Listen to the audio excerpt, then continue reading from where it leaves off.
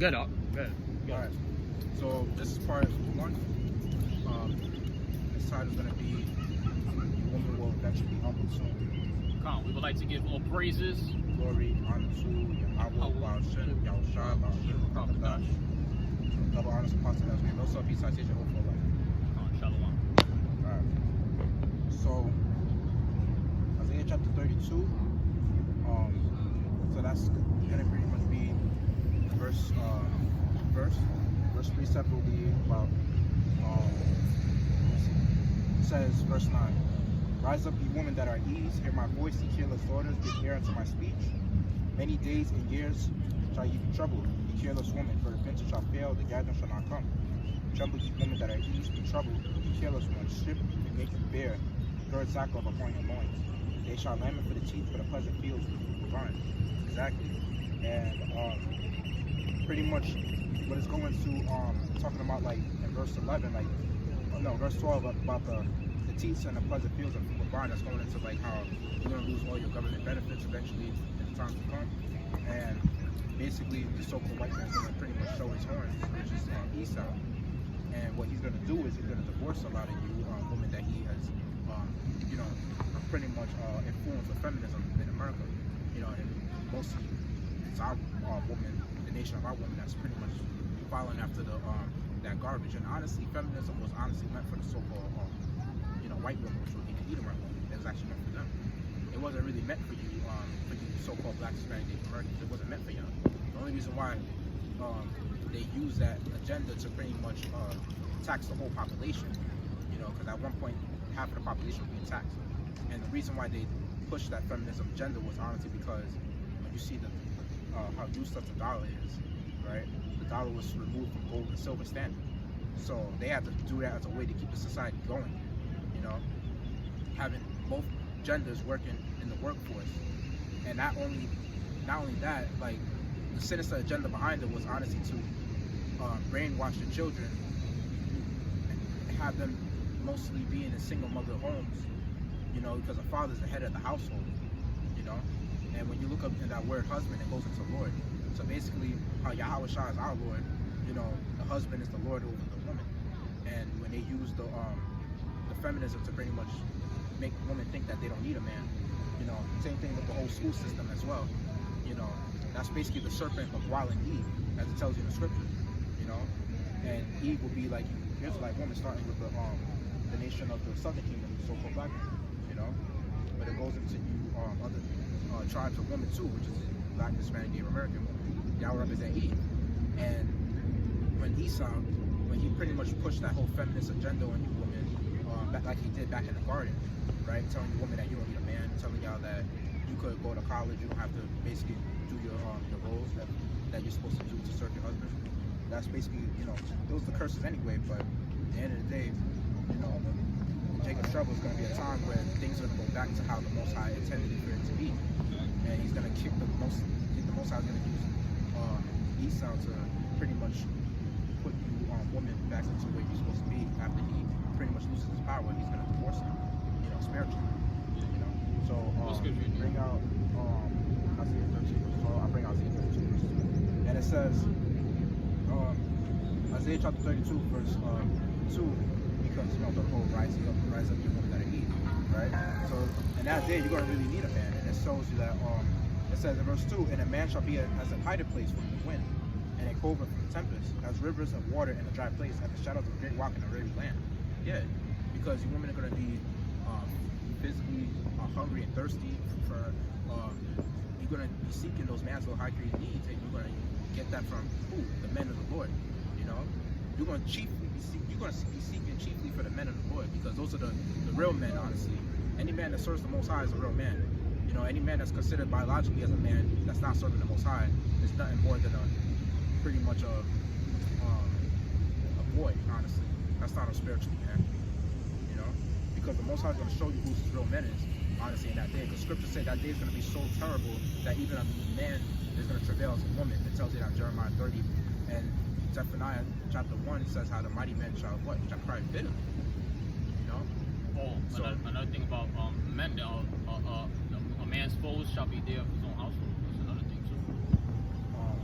that goes into like pretty much their own household.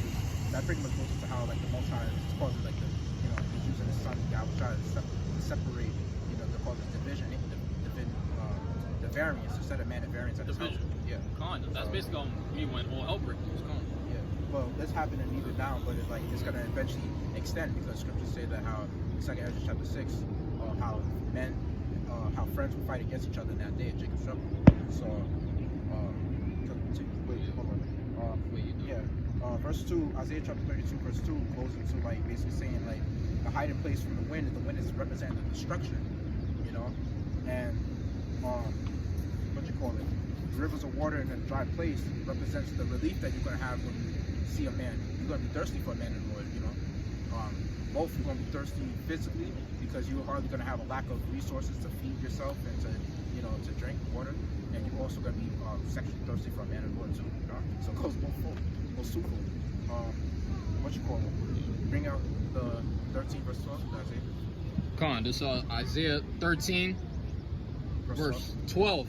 Con, it reads, I will make a man more precious than fine gold, even a man than the golden wedge of Ophir. Yeah, exactly. And that fine gold is pretty much like gold is like one of the most precious elements there is, and that's actually real money, gold and silver, they say. So gold, basically the golden wedge of Ophir, that's going into Solomon's gold, because Solomon was like the richest king of all time, and basically in that day, money's going to be pretty much devalued in that day. So, money's going to not save you or deliver you from Jacob's trouble. So basically, in that day, we're going to be really seeking the man of the Lord, because honestly, the Lord is going to give his men the divine protection and have spiritual power to basically be delivered from the troubles that's going to take place. And women are going to be seeking that, And all the men that you see that's not serving the Most High, they're eventually just going to avoid. They're going to die off, if the Most High ain't going to bring them to the truth if he ain't dealing. So, what you call it? Bring out, hold Isaiah chapter 3, verse 25. Isaiah 3 and 25. Yeah, Come on. just hold it. Hold it. Hold it. I'll bring out Ezra chapter 16.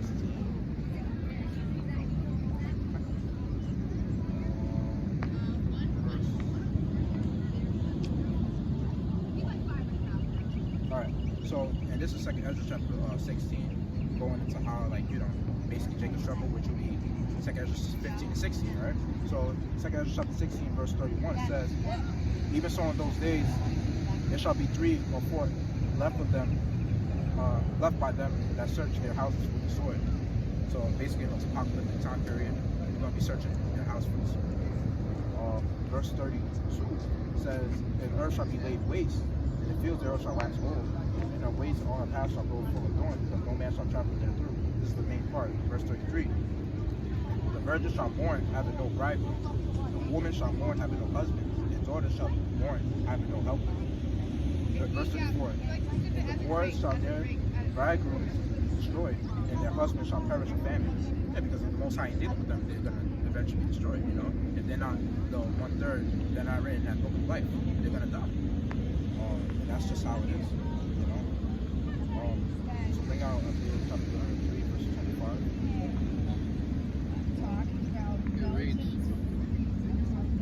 thy men shall fall by the sword. No, this is the book of Isaiah chapter 3, verse 25. 25? Yes, say the whole thing. Con, this is the book of Isaiah chapter 3 verse 25. Thy men shall fall by the sword, and thy mighty men, and thy mighty in the war. And her gates shall lament and mourn, and she being desolate shall sit upon the ground. Exactly, and that goes to how the Most High is just going to humble you, because basically there's going to be a war in this land, right? You already see all these warfares are pretty much like it's psychological right now, right? You got gender warfare, right? Pretty much like being pushed out on the internet. Then you got like race warfare on the internet. You got races all across hell. But these wars are going to become physical. And then you got wars of people that against the different ideologies, different beliefs, those things will happen physically, you know. And when those things happen physically, a lot of women are going to be in trouble because during the time of war, you know, you're going to have it to where, like, you're going to have a lot of men out there in that time that's going to be pretty much, like in 2 Ezra chapter 15, verse 16 says that there shall be sedition amongst men, and they shall not regard their princes in that day. So it's going to really go into show how, you know, these people are going to really get down. It's going to be like a purge, you know. And if you don't have that hedge of protection on your side, you're going to be destroyed out there.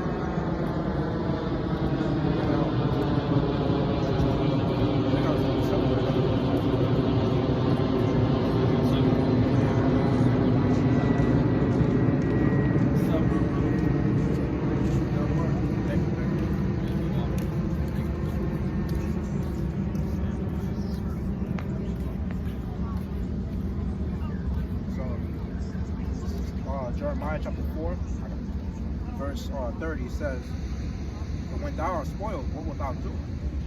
This is Jeremiah saying this. "Though thou clothest thyself with crimson, though thou deckest thee with ornaments of gold, though thou rentest thy face with painting, in vain shalt thou make thyself fair. Thy lovers will despise thee, they will seek thy life. For I have heard as of a woman in travail, and the anguish as of her that bring forth her first child. The voice of her, the daughter of Zion, that bewaileth herself, saying, that spreadeth her hands, saying, Woe is me now, for my soul's weary because of her."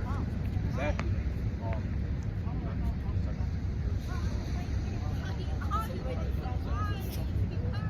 So basically, like in that time period, you know, you're gonna have a lot of men out there that pretty much they're already pretty much despising women, basically because of the fact. Check this out.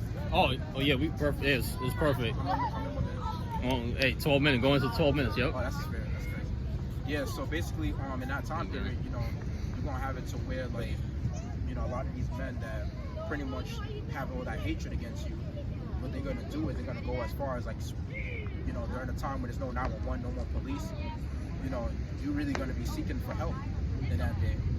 And the only men that's gonna provide you help is the men of the Lord, and that's if they take you in. Because a lot of you women in America, man, y'all gonna be rejected. And honestly speaking, you know, I don't even want to deal with any of y'all Americanized women because during that time Isaiah 4:1, you know, Lord willing, if, you know, we're part of the elect, you know, we're mostly going to be wanting to seek women in other countries, like, you know, in other continents, you know, because a lot of women over here with this whole feminist agenda, this whole neo-feminism is basically like destroying the mindset of these women. And you have it to where, like, they think that you got to have, like, what, 6 feet, you got to be 6 feet tall, have 6 figures, and they have a six-pack, all that shit, you know. Pretty much they're agents of Satan because their favorite number is really 6. And they want to date you by your star sign and all that bullshit, claiming that if you're not their star sign, that they don't want you and all that shit. Like, how the fuck you know about me? And because of a star sign, it should make no sense, you know. And it goes to show you how they're really agents of Satan. As Scripture say in 1 Timothy chapter 5 that how for some have turned aside of Satan. You know, it shows you how pretty much that Scripture that goes to show you that how you're that how the nation of our woman, you know, is that backsliding daughter that tells you in the book of Jeremiah, where it says that how, you know, the woman shall compass a man, you know, and basically speaking. Oh, what scripture? Wait. Oh, Ezekiel 7 verse 22. Oh, and there was another one before that. Remember Isaiah what? Oh, you didn't bring out Isaiah 13? No, you brought it up. Yeah, you brought it up. Oh. Yeah, you did. You brought out Isaiah 13, but bring out Ezekiel 7 verse 22. Yeah, that's it on that. Ezekiel 7 verse 22. Con, it reads, "My face will I turn also from them, and they shall pollute my secret place. For the robbers shall enter into it and defile it." Continue. Con. "Make a chain, for the land is full of bloody crimes, and the city is full of violence." Continue. Go down to 26. Just continue from where you are. Con. "Wherefore I will bring the worst of the heathen, and they shall possess their houses. I will also make the pomp of the strong to cease, and their holy places shall be defiled. Destruction cometh, and they shall seek peace, and there shall be none." Verse 27. Let me speak on that. Exactly, like the structure cometh, and they shall seek peace, and there shall be none. You know, because like one thing about what you call our people, they love that drama, right? And because they love that drama, they have it to where like they want to go as far as you know, causing a whole bunch of mayhem and things of that nature. Like, and because of that, because you want to be rebels and things of that nature, especially like when it comes to the nation about women, you want to act like having a peaceful man in your life is pretty much too boring for you, and you want to go as far as like being wicked or going up. Like, yeah, go as far as doing it, because at the end of the day, that's the reason why you're going to be seeking for peace, and you're going to find none. Until that peace is going to be the man of the Lord if he takes you in that day. Yes. Continue. Verse 26. Mischief shall come upon mischief, and rumor shall be upon rumor. Then shall they seek a vision of the prophet, but the law shall perish from the priests and counsel from the ancients. Exactly. And what you call it? In that time, like, they're gonna be seeking for answers, and basically, the only one who's gonna really have the answers is the men of the Lord, because the Lord is not gonna be dealing with these other Christians and these other false religions that you people are going to be trying to run to seek for the answers once the famine of the word hits. Trying to run to and fro to seek out the words of the Most High. You're not going to be able to find the Most High. The Most High promised that. And, when it's coming to a lot of the nation of our people, you got to understand that, you got to understand that when verse 24 in Ezekiel chapter 7, when it talks about bringing out the worst of the heathen, that's going into how the Most High is going to use all those same, basically from World War III, you're going to have those UN troops. They're going to be coming from other nations, right? They're going to be coming. They're already here. Some of them are already camping down here, and they're going to be coming from other nations like Russia, North Korea. They're going to come down here and bring out Isaiah 13. This whole that's pretty much going to go into the destruction and where's Zechariah? Connor, read. I'm bringing out Zechariah chapter 14. This is Zechariah chapter 14, verse 1. It says, "Behold, the day of the Lord cometh, and thy spoil shall be divided in the midst of thee. For I will gather all nations against Jerusalem to battle." And when it comes to nation by people, where people for a place. So it's not talking necessarily about the actual nation Israel, like the country. It's talking about like our people. So we represent the house of Israel, so-called Black, Hispanic, Native Americans. And who truly represents the house of Israel is talking about the Israelites that have come into this truth, the 1/3 basically. There's still some of our people that have to wake up. 4th of July, that's why. But yeah. So continuing on in verse verse 2, it says, "And the city shall be taken, and the houses rifled, and the woman ravaged, and half of the city shall go forth into captivity, and the residue of the people shall not be cut off from the city." Exactly.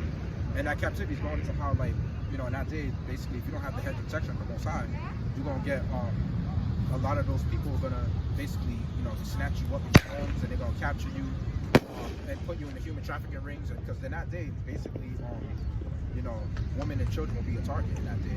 And that's the reason why you need the Most High with you to pretty much, like, be able to be delivered from that day. Wait. What you call it? You got Isaiah 13? Sorry. Sorry. Last precept. This is Isaiah 13 and verse 16. verse 16. Their children also shall be dashed into pieces. Yeah, continue. Hurry. Come on. Yeah, continue. Verse 17. Their children also shall be dashed to pieces before their eyes. Their houses shall be spoiled, and their wives ravished. Verse 17. Behold, I will stir up the Medes against them, which shall not regard silver. As for the gold, Salakia, come on. And as for gold, they shall not delight in it. Exactly. And basically going into that, it's basically going to saying that how y'all going to be pretty much destroyed in that time, unless the Most High is really with you, dealing with you, because those troops that's coming over from other countries, especially those Russians, they're not going to treat you Americans well, They see how y'all are on social media, and they really hate how they have that high animosity for how you Americans, how y'all live your lives, and they pretty much see how prideful y'all are, so they're going to really, basically be the wrath of the Most High is going to be bestowed upon them to pretty much send judgment upon you Americans, especially the nation of our people. That's why it's called what? Jacob's trouble, And in that day, like, 1 Timothy chapter 2 verse 9 says, like, in like manner also that women adorn themselves in modest apparel with shamefacedness and sobriety, not with broidered hair, or gold, or pearls, or costly array. So yeah, you're gonna pretty much know in that day, you're gonna, you know, pretty much dress in the modest apparel. And in 1 Timothy chapter 2 verse 11, you know, like around there, it goes to show you saying that how the Most High is gonna go as far as basically, he's gonna go as far as like making you women, you know, be saved in childbearing. So basically, that's your goal. Yeah. Part 2 coming. Yeah, part 2. Shalom.